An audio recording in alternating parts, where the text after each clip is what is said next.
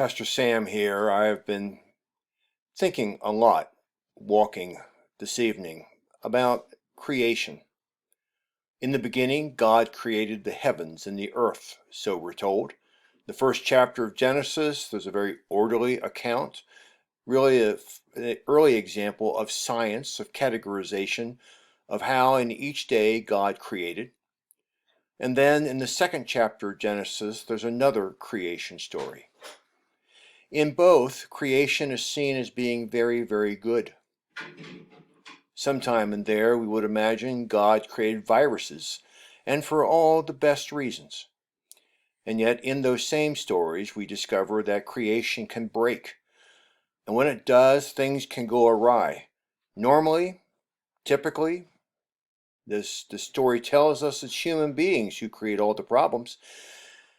And while the two stories are framed as what happened way back then, you and I ought to keep in mind the stories are really about now, about the goodness of creation, the beauty of it, how much we enjoy it, but also about how things can go very wrong. This virus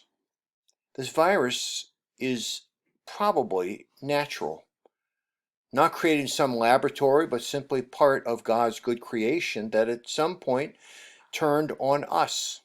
And so many people are getting ill and some are dying. It seems to me that it is not the virus itself with which we struggle so much.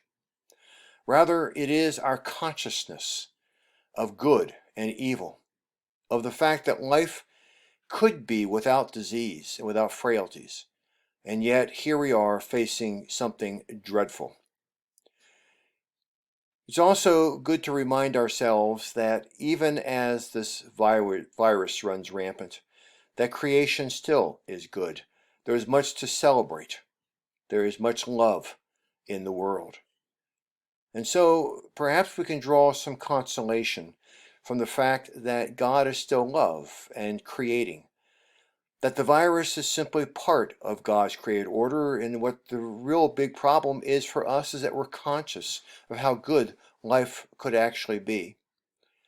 And if there is a third lesson to be learned, it is that you and I are embedded in creation in such a technological society where I can speak to you from afar.